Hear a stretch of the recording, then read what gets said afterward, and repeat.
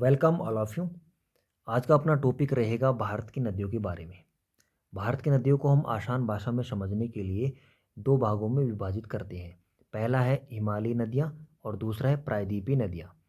हिमालयी या हिमालयन नदियों में हम पढ़ेंगे सिंधु नदी अपवाह तंत्र, गंगा नदी अपवाह तंत्र और ब्रह्मपुत्र नदी अपवाह तंत्र। उसके बाद में हम प्रायद्वीपीय नदियों में पढ़ने वाले मध्य भारत और दक्षिण भारत की नदियों के बारे में। आज हम पढ़ेंगे सिंधु नदी अपवाह तंत्र के बारे में। लेकिन आगे बढ़ने से पहले मैं आपका एक डाउट क्लियर कर देता हूँ। मैं आपको पढ़ा रहा हूँ अकॉर्डिंग एनसीईआरटी बुक, तो इसमें आपको कोई भी मिस्टेक नहीं मिलने वाली है और एनसीईआरटी बुक के अकॉर्डिंग ही हर कॉम्पिटिटिव एग्जाम का आंसर मान्य होता है। तो चलो शुरू करते हैं। सिंधु नदी जो अपवाह तंत्र है, अपवाह तंत्र को हम इंग्लिश में बोलते हैं ड्रेनेज सिस्टम। अब जो ड्रेनेज सिस्टम जो होता है वो होता है कि सिंधु नदी जो होती है या कोई भी जो मुख्य नदी होती है जैसे कि सिंधु नदी है, इसमें छोटी छोटी आकर इसकी जो सहायक नदियाँ आकर मिल जाती हैं, तो उस पूरे को हम क्या बोलते हैं, ड्रेनेज या अपवाह तंत्र। आई होप आपको ये समझ में आ गया। आगे बढ़ते हैं और जानते हैं इसके उद्गम क्षेत्र के बारे में। कैलाश पर्वत श्रेणी जो कि तिब्बत में है और उस कैलाश पर्वत श्रेणी पर एक ग्लेशियर स्थित है जिसका नाम है बोकरचू ग्लेशियर। ग्लेशियर को हिंदी में बोलते हैं हिमनद। हिमनद का मतलब होता है बर्फ का पहाड़ या पर्वत। यह बोकरचू ग्लेशियर जो है यह 4164 मीटर मतलब ऊंचाई, मतलब इसका होता है कि समुद्र तल से इसकी ऊंचाई 4164 मीटर है। इसका मतलब आप समझे कि यह नदी 4164 मीटर की ऊंचाई से निकलती है। अक्सर आप सुनते हो कि जो यह नदी मानसरोवर झील के पास से निकलती है, वो इसलिए बोला जाता है कि जो कैलाश पर्वत की तलहटी है वहाँ पर मानसरोवर झील है, इसलिए यह बोला जाता है। इस नदी को तिब्बत में शिंगी खम्बान, जिसका अर्थ होता है शेर मुख, के नाम से जाना जाता है तिब्बत में। उसके बाद में यह नदी भारत में डेमचोक नामक स्थान जो कि लद्दाख में है वहाँ से प्रवेश करती है।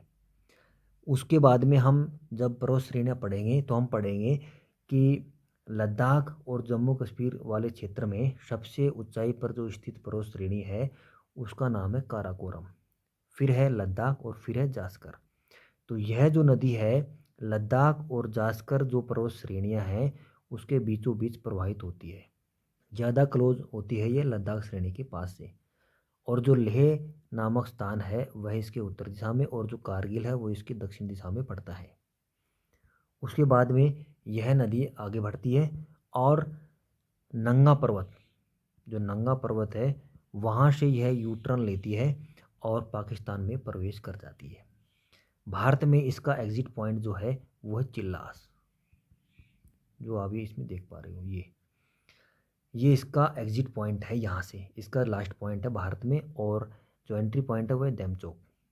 उसके बाद में ये पाकिस्तान में चली जाती है और पाकिस्तान में जाने के बाद में अटक नामक स्थान के बाद में यह मैदानी भागों में चली जाती है और उससे पहले यह पर्वतों में प्रवाहित होती रहती है। अटक नामक स्थान के बाद में काबुल नदी इसमें आकर मिल जाती है। उसके बाद में यह आगे जो पाकिस्तान में कराची शहर पड़ता है उसके पूर्व की ओर प्रवाहित होकर और अरब सागर में अपना पानी डाल देती है। ठीक है, यहाँ तक आपको समझ में आ गया। आगे कुछ महत्वपूर्ण जो परीक्षा की दृष्टि से होने वाले हैं जो हमने अभी तक ये पढ़ लिया है। हमने पढ़ा है कि बोकुरजू ग्लेशियर हिमनद इसका उद्गम क्षेत्र है और इसका जो प्रवेश द्वार है वह डेमचोक है, जो इसका एग्जिट पॉइंट है वो है चिल्लास। उसके बाद में यह 3 देशों से गुजरती है, इसका ओरिजिन तिब्बत चाइना से और भारत में ये एकमात्र लद्दाख जो क्षेत्र है वहाँ से गुजरती है। उसके बाद में यह पाकिस्तान में चली जाती है।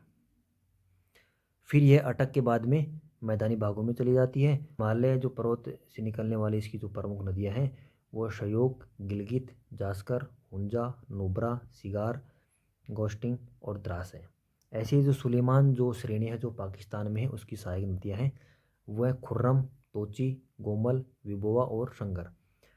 एक परीक्षा की दृष्टि से एक महत्वपूर्ण बिंदु है कि जो मिथनकोट है वो पाकिस्तान में है उस स्थान पर यह नदी पंचनद का जल प्राप्त करती है। पंचनद मतलब 5 नदियों का जल प्राप्त करती है। वो 5 नदी कौन कौन सी हैं? सतलुज, व्यास, रावी, चेनाब और झेलम। इनके बारे में हम बहुत विस्तृत रूप से पढ़ेंगे आने वाली वीडियो में। जब तक आप चैनल को सब्सक्राइब करें, लाइक करें और शेयर करें। Thanks for watching this video.